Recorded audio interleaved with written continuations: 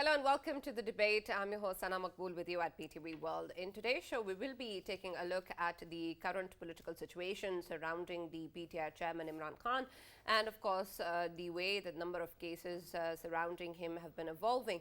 In a recent development, the Islamabad Anti-Terrorism Court has dismissed the request of the PTI chairman Imran Khan's appearance in person in the court, something that now he wants to go to the Lahore High Court for. And this, of course, is something that we have seen been happening for quite some time now, particularly since October, since the beginning of this case, as the ECP's verdict came out on the Tosha Khana case and, of course, on the prohibited funding case as well, in the aftermath of which the PTI leadership talked about a lot of the people and the supporters and their gathering with regards to standing up for their rights, and of course created a lot of ruckus. And because of that, this particular court proceedings have been happening since then. But since then, the PTI chairman has also been asking for bail and exemption from appearance in court, which has been granted to him for quite some time now.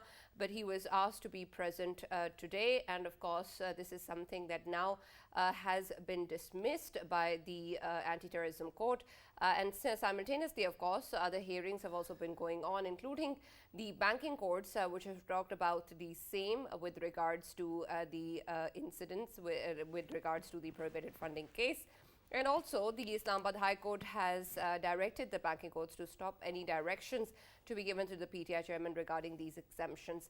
We also know that the Lahore High Court has been moved by the PTI chairman with regards to a protective bail. What happens with regards to that, of course, still remains to be seen. There is, of course, a timeline given to the PTI chairman for being in court to ask for the protective bail, something that he was unable to do even today. And so now this has been extended to tomorrow. But what this means, especially in terms of the number of cases that the PTI chairman is currently facing, and then, of course, simultaneously the kind of political situation that exists both in KP and Punjab and elsewhere as well.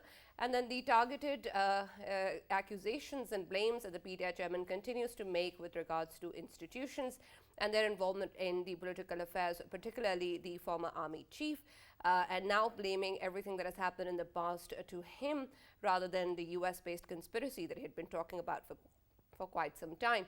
We're going to be taking a look at this particular situation in light of the political evolution, not just of the PTI, but also what it means in terms of these particular cases and what this is also going to have an impact on regarding the political setup as well.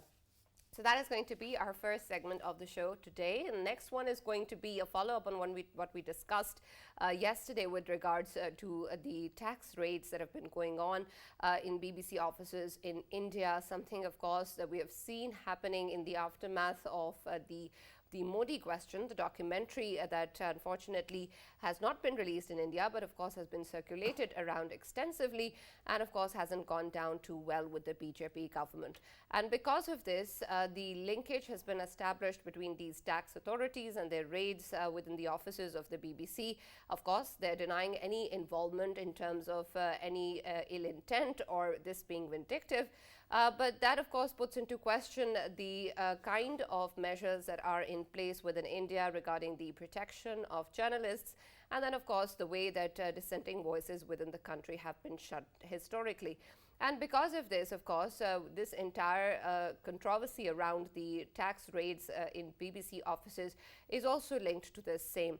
The BBC, of course, has been cooperating and has talked about how they're going to be providing everything that the authorities have been demanding. But as was expressed in an editorial in the Indian Express as well, this is an act of bullying, perhaps, by the BJP government and the Prime Minister. We're going to take a closer look at what is going on within India and what this means for journalists there, and of course how this is going to be of consequence for the so-called biggest democracy. For this and more, as always, in the studios, I've been joined by senior analyst Farrukh Pitafi. We've also been joined in the studios by Mr. Umer Ijaz Gilani, who's a legal expert. Thank you very much, Umer Saab, for being with us today. We've also been joined online by Dr. Niaz Murtaza, who's a political analyst. Thank you, Dr. Niaz, for joining us and being a part of the discussion. Let me start with you, Umer Saab. When we take a look at particularly the situation surrounding the number of cases that now have been proceeding against the PTI chairman. It seems that he has made multiple requests to be exempted from an in-person hearing in the court. And because of that, of course, there have been a lot of accusations towards the judiciary as well in terms of a biased treatment toward him as well, as has been in the past too. With regards to the requests that have been made right now, particularly on medical grounds and the fact that he cannot walk, of course, have been challenged in the court as well, with even the judge asking that perhaps there are other measures or ways to bring him within the court as well.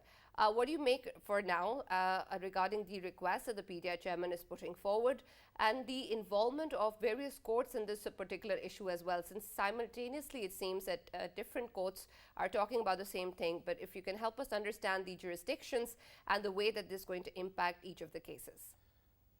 So I want to take an opportunity to speak about today's judgment, because I did have an opportunity to read the order that has been authored by the Anti-Terrorism Court in Islamabad, dismissing the pre-arrest bail application filed by former Prime Minister Imran Khan. This order of the court mentions that this was the 10th time, this was the, I repeat, the 10th time that the former Prime Minister was asked by the court to appear in person and to defend his application for bail. So in that sense, as far as today's order is concerned, it does not in any way, in my view, show any bias from the court.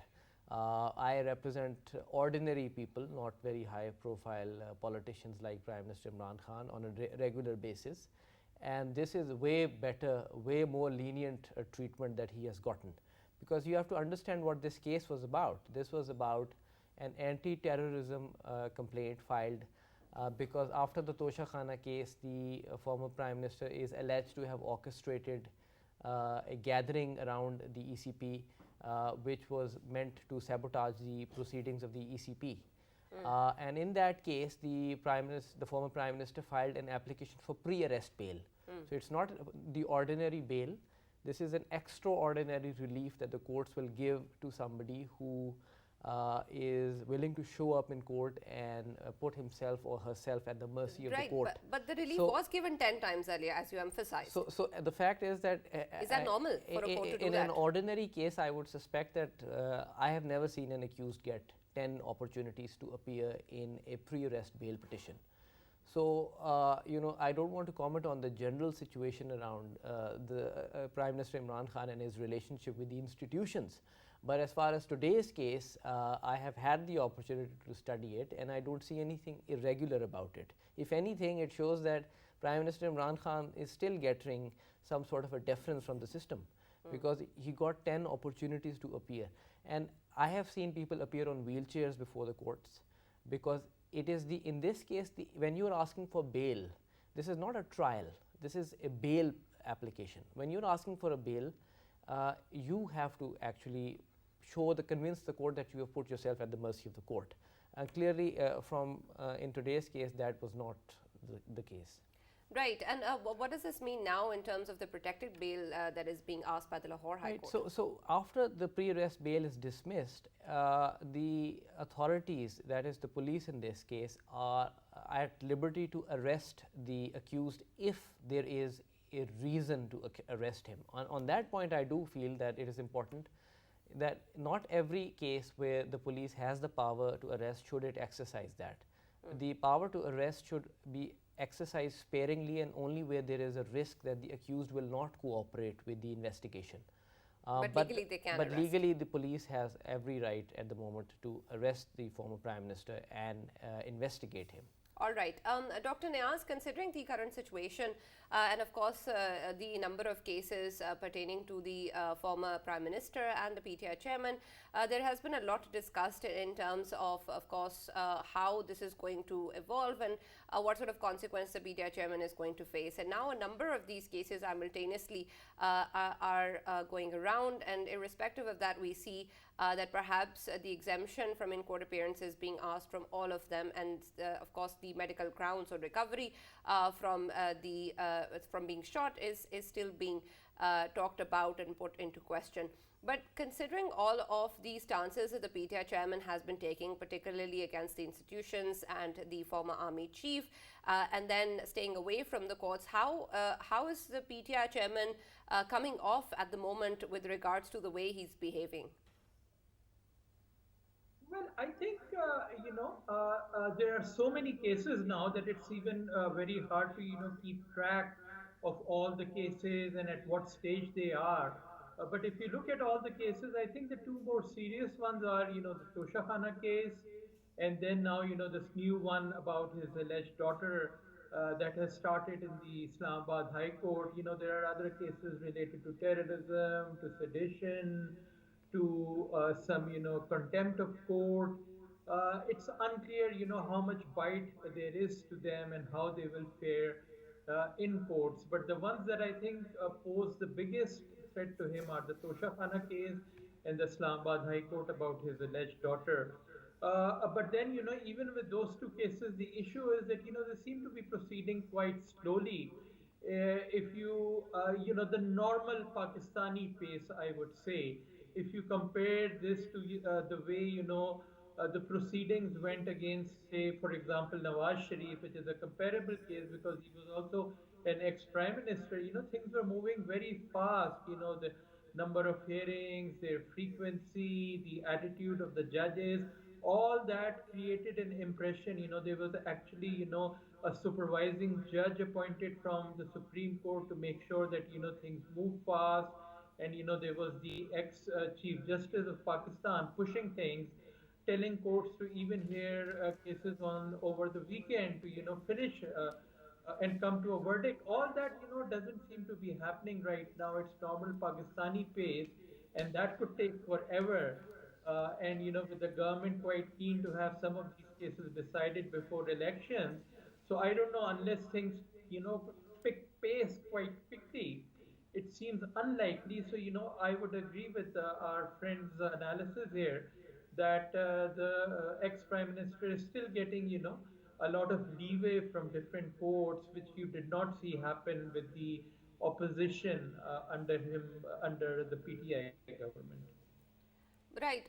Farrukh, in the past we've discussed how much weight any cases against a politician have had historically with different political parties as well, and perhaps the way that the dynamics get affected is less in these legal courts and more in the courts of public opinion. But in terms of the huge number and scale of the cases against the former Prime Minister, is it anything that can really hit the party at the moment?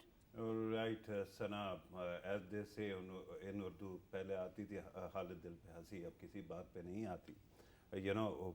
Once upon a time I used to laugh at the state of my heart. Now I don't laugh at anything at all. And then there's another thing very interesting from Punjabi, that is Amir Gharib di mar gayi maa lenda nahi koi uda na, Amir da mar gaya kutta sara pind raat nahi suta.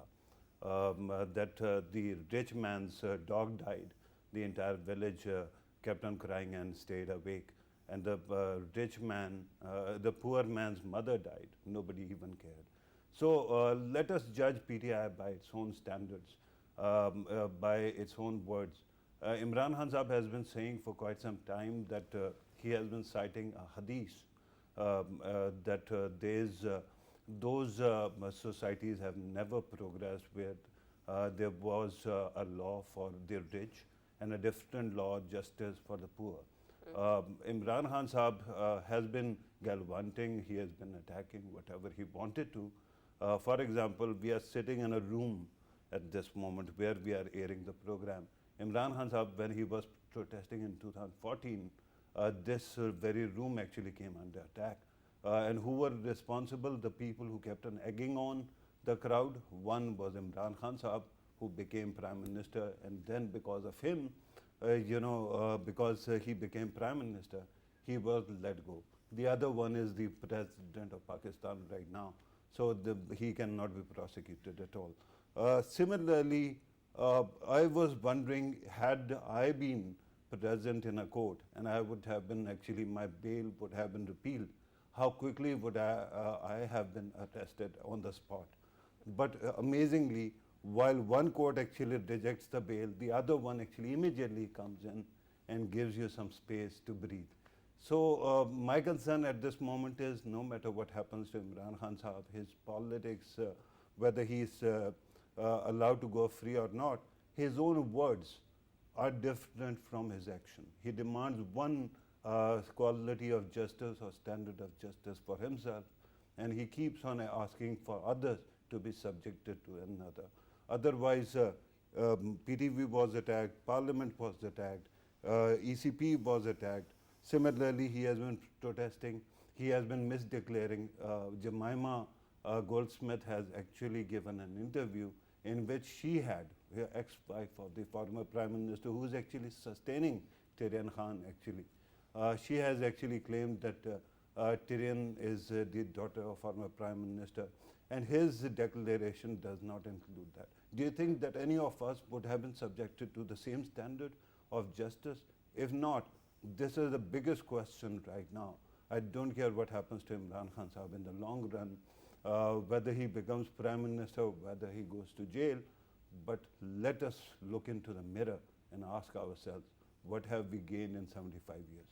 Right, absolutely, and this is a big question to ask, and we hope that our leaders can do it as well. But Umer Sahab, when we take a look at the situation, there is also, of course, an understanding, as Dr. Niaz was pointing out, as to which cases perhaps have more importance or gravity in the sense of their potential to impact the party and how serious the allegations are. But there are, of course, also allegations of course, terrorism charges or sedition and others, but they are not being perhaps taken as seriously, since it seems that they are a bit exaggerated or not part of what action has been taken. Is that so when we take a look at the way the cases have been put up, that this is not a matter of an anti-terrorism court and it's not a matter of sedition? Because, of course, when we talk about these legal proceedings, it seems that it's unnecessary to go down that route. In today's proceedings, it was just about pre-arrest bail. Sure, but in general. So there was no, the court has not commented upon the merits of the case, and it wasn't asked to decide the merits either.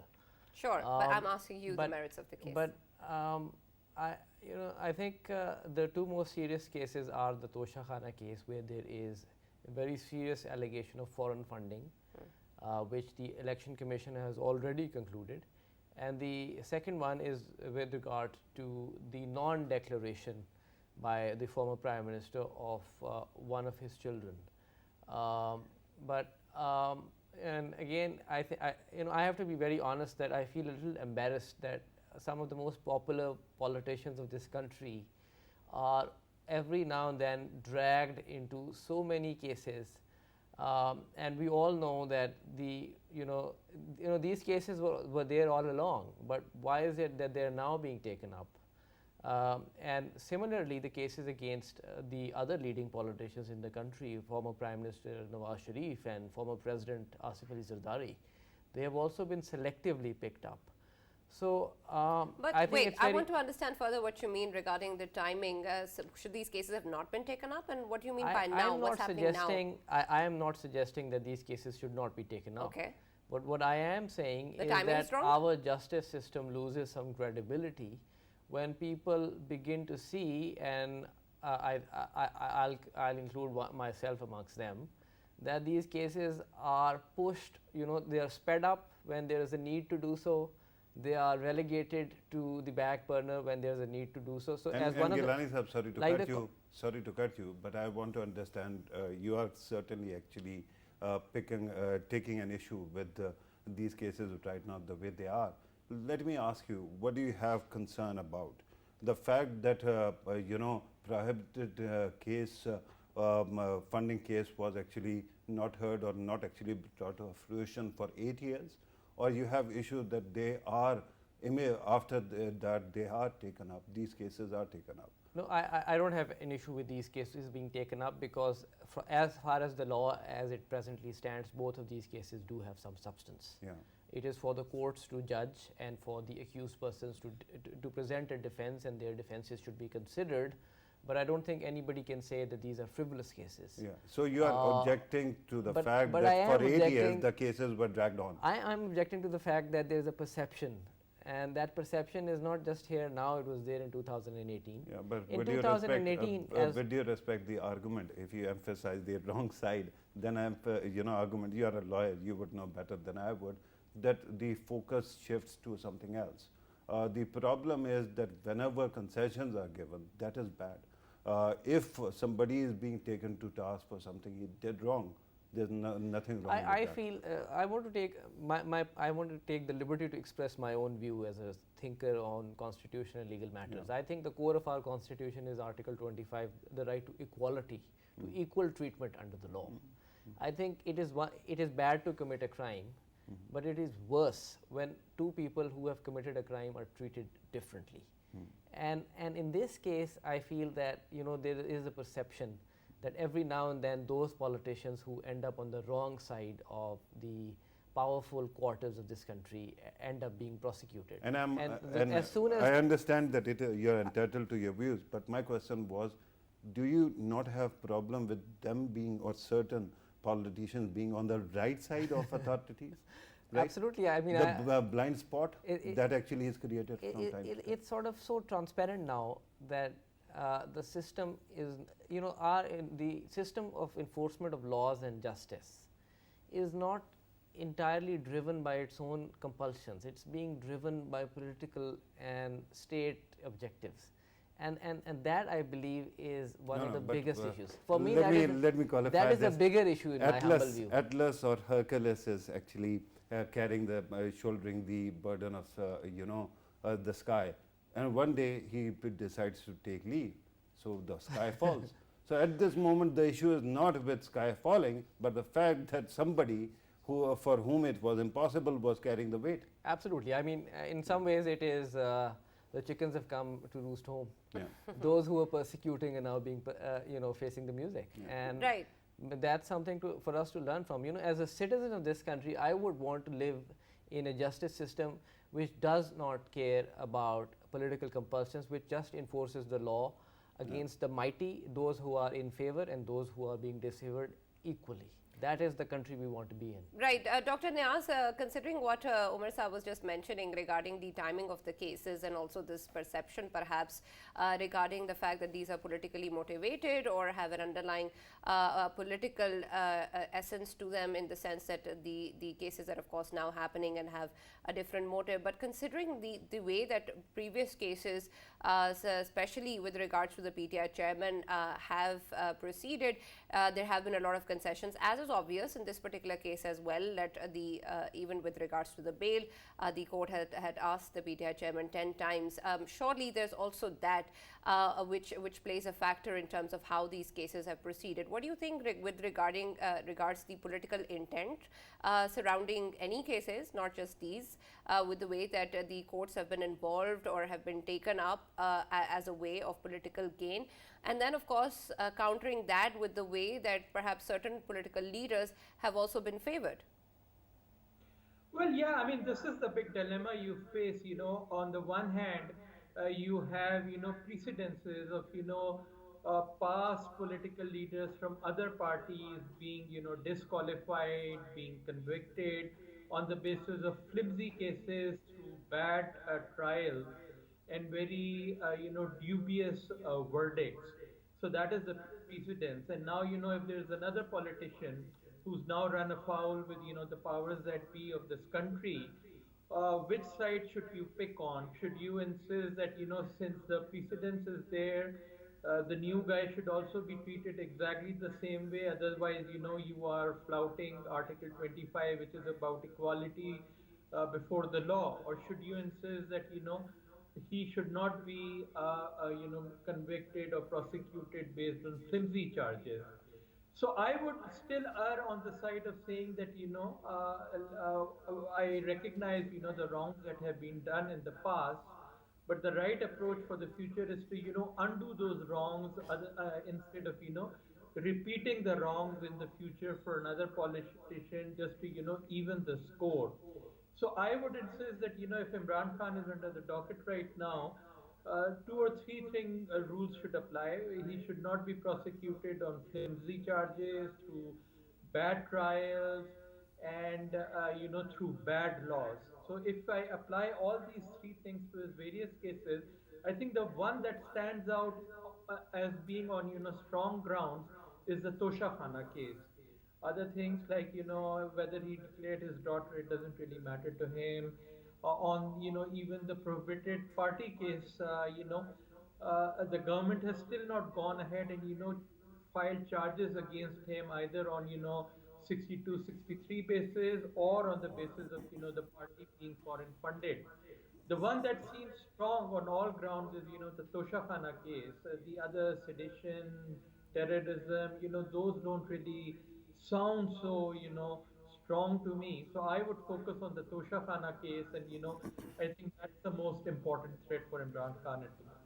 Right, but Dr. Niaz, considering the perception that was earlier pointed out, that's perhaps an important factor also in the way that this is going to be viewed and will perhaps be questioned also in terms of the objectivity or credibility of whatever verdict is also assigned. Because at the end of the day, of course, there are followers of different political parties, of the PTI chairman as well, and they have their own view with regards to perhaps the way that these cases have been put up now, or whether or not they've been politically motivated. So how much of that will factor in these cases actually having any value, whether it's the right or the wrong thing that goes forward? Well, if you look at Pakistan's history, for almost any law that we have on the book, there have been so many cases where people were not prosecuted properly, they were let go. The latest being, this police guy from Karachi, what was his name, Rao something. He has clearly committed murder, but he was just released, and the trials declared him innocent.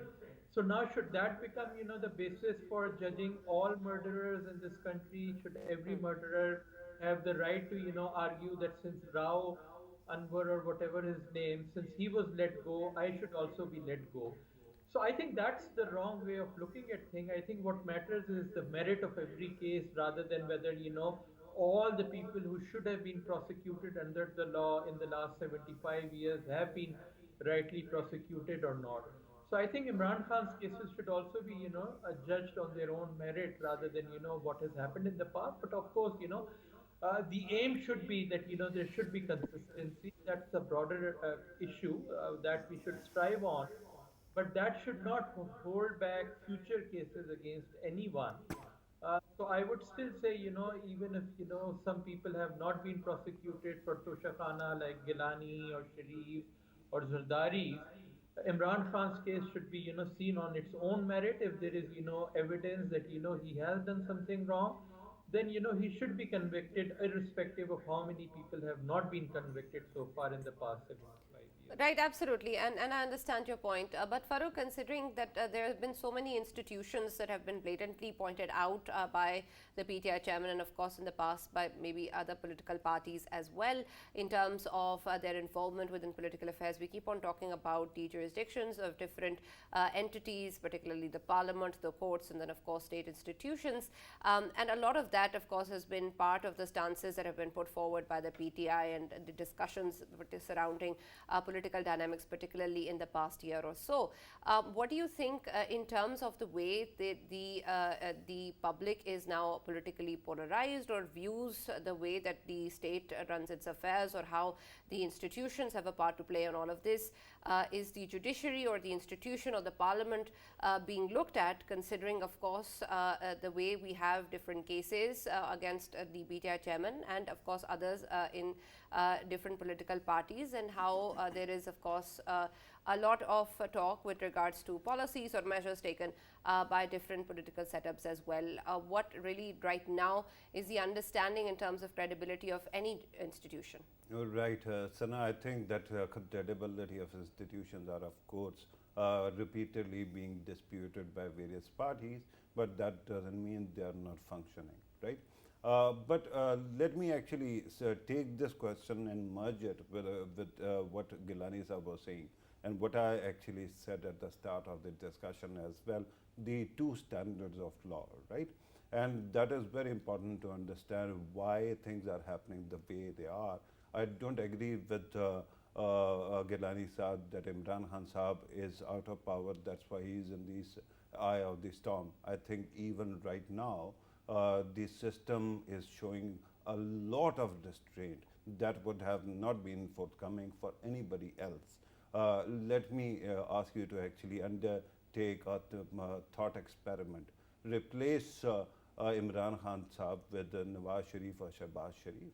Replace Imran Khan Saab with Asif Ali Zardari or Bilawal Bhutto Zardari. Do you think that the system would have actually had the similar kind of restraint in those cases? No, not at all, especially when they were out of power. So what exactly is happening right now? Why is it that we have two standards of justice in this country? The simple fact is that, as they say, and I'm amending it as well, kill one man, you are a murderer. Kill thousands, you are a leader. Kill millions, you are a statesman. At this moment, what my state does is that it recognizes only power. It does not actually attach too much value to the law or the word of the book, right? Had it been actually invested in the constitution or other institutions, things would have been different. But why do you think TLP is allowed to go scot-free? Why is it that TTP is given concession every time? Because there is no violence, and they have proven through violence that they can have an impact on the society, and they can actually try to patronize the state. Similarly, why is so much concession being given to Imran Khan? Because he will, or his social media trolls will badmouth you.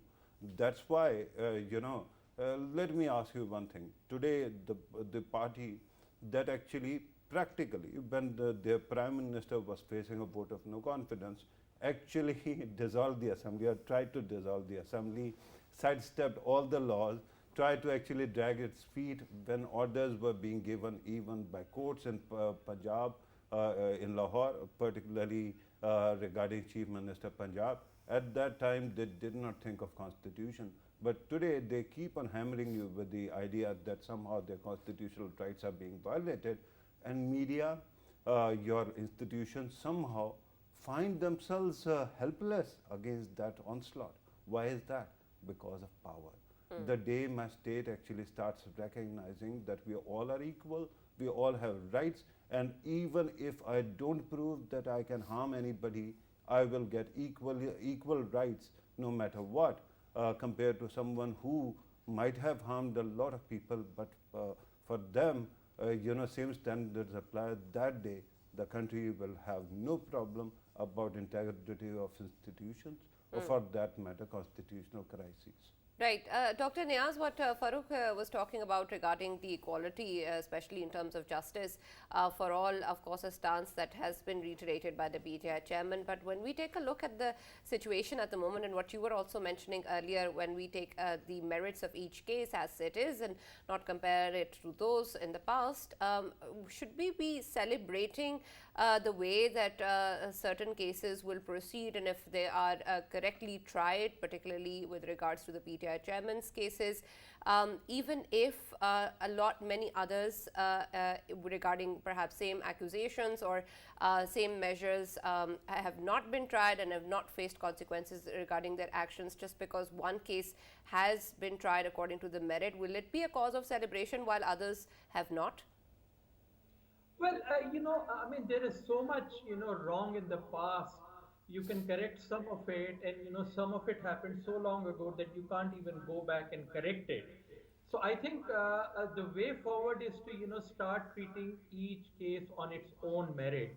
And that itself will, result in consistency at a broader level, which, we are also talking about beyond, each case. We are also talking about having consistency. So if each case starts getting, treated on its merit, and its weight, and its evidence, that then within a few years what you will have is both each case getting decided properly, and then also this overall consistency of our law for everybody, and then those past wrongs will become more and more distant in the past, and less and less important. You can't ever correct all of them. So I think the way forward is to just start treating each case on, its own merit, forgetting, whether, the last prime minister was, given leeway on this or was treated harshly on this.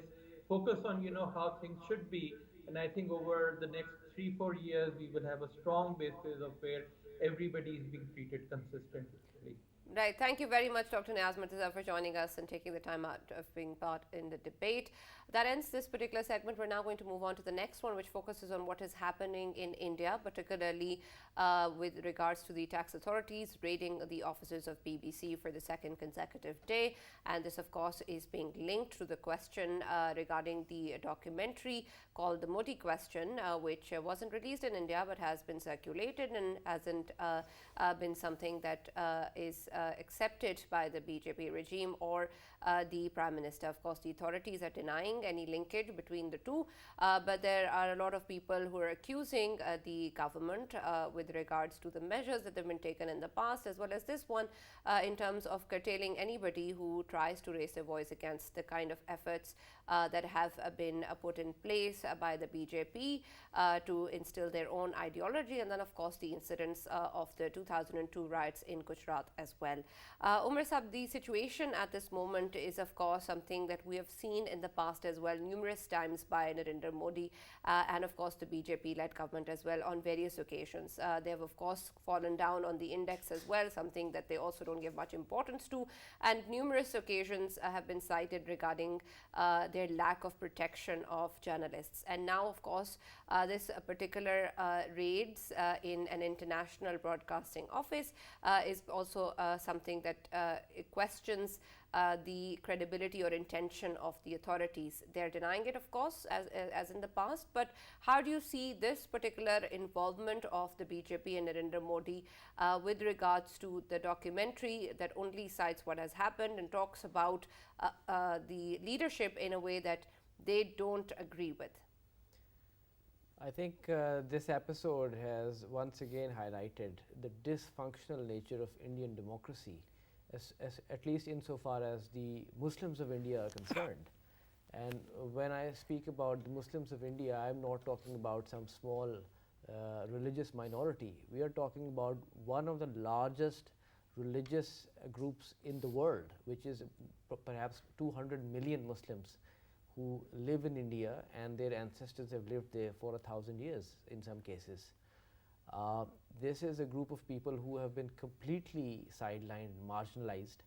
They are failing to get any serious representation in the democratic structure of India. And I think what has happened today is as much a reflection of the violation of press freedoms as it is a reflection on the marginalization of Muslims. Because in a country where nobody in power is willing to speak about Muslims, and even the media, mainstream media, has decided to ignore that issue, one foreign media, BBC, decided to release just a documentary.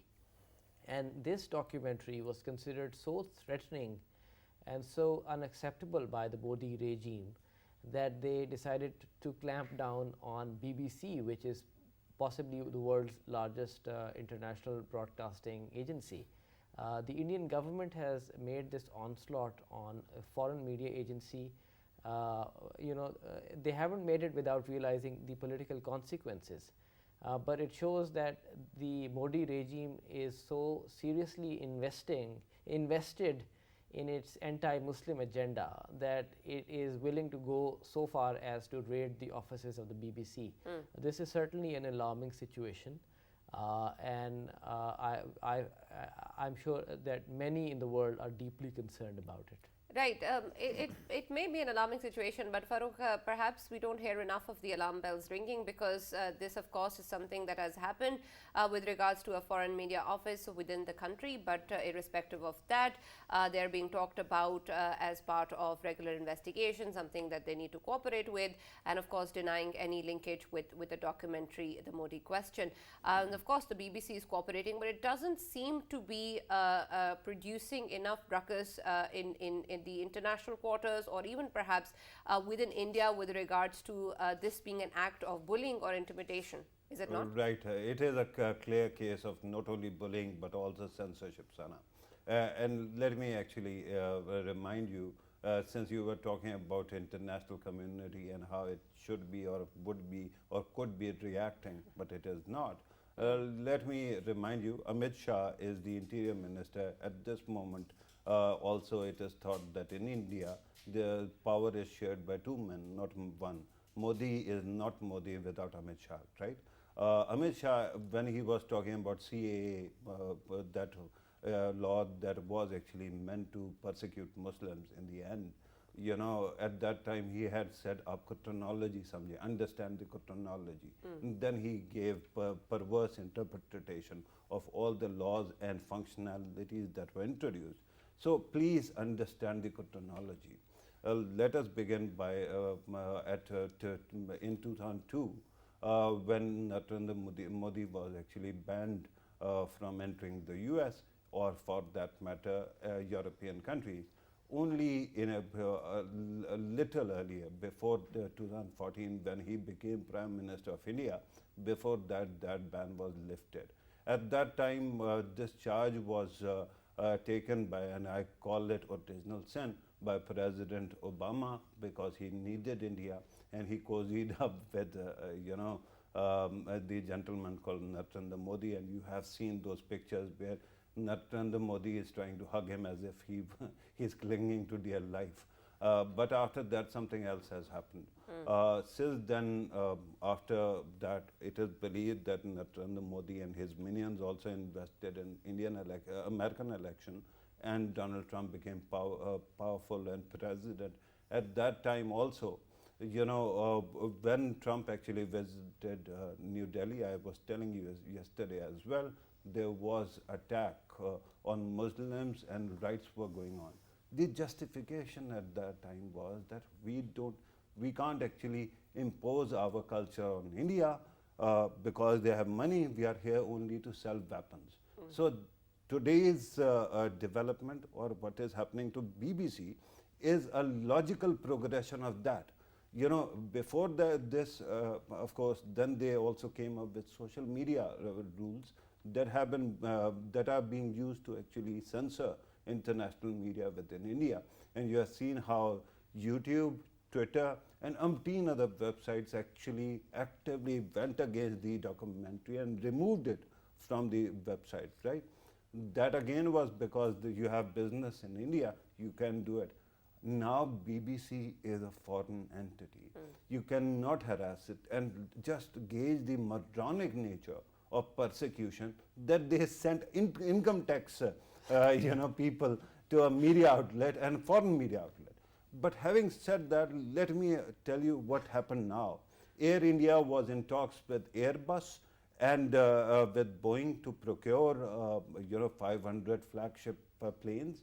And because of that, and because it was happening in UK, you can now have the guts to bully foreign media because you are bribing their country, or for that matter, the foreign companies. So if that is the case, and if it is the way things are, remember when January 6 attacks took place in the US, at that time, do you know, only foreign flag among the crowd, only foreign flag, was not Russian, it was not European, it was not Nazi. Which one was it? It was Indian. And there were supporters of Narendra Modi in attackers also. So if you tolerate all these broken people, especially the politicians, in the name of expediency, they will end up breaking your system as well. And honestly, Indian diaspora has been great. From UK's Prime Minister to umpteen other, Vice President of America. They are great people who have given a lot to their countries, right? Countries of their choice where they are settled. But because Narendra Modi is being given so much power to yank the chain of the diaspora as well, that's why you will see that their lives will be destroyed as well because of this kind of, malice that is being institutionalized in India. But then shouldn't this also, with regards to the emphasis that you're laying on, of course, foreign media within India, be meted out with a different sort of result? Because at the end of the day, it seems it's just any other office within India that is being raided. Right. I gave you certain examples in the past as well. For example, there's a brilliant website called The Wire. They actually rated their office as well, income tax again. And the implication was that somehow they're being funded by abroad. Now, a foreign entity cannot be accused of that because it belongs to another country. Sure. But they haven't stopped doing that. But look at another thing that is going on. The silence from London. You know, we have seen only one email coming from BBC authorities telling their office to comply with the law or whatever passes for law. But why is it that the British government is silent? It is not because this or that person is in power. It is because their national interest and their economic situation is such that they have to actually play ball with India. So, in short, what you're doing is you're not merely compromising your principles of democracy, but you're compromising the national interest or the rights of your institutions as well. So that will continue to happen. I told you that I've given up on India. I just wanted to, because you asked, I wanted to actually lay everything out there. Otherwise, frankly, I've given up hope on India. And I only request everybody who's listening to try to immune your own systems, because this broken culture, this broken animus is going to end up in destroying your countries too. And that is, of course, unfortunate, and we hope that we see some sort of different consequence or reaction as wasn't there in the past. But thank you, Farrukh, and thank you, Mr. Umer, for joining us and being a part of today's discussion. That's all that we have from the debate. We'll see you tomorrow.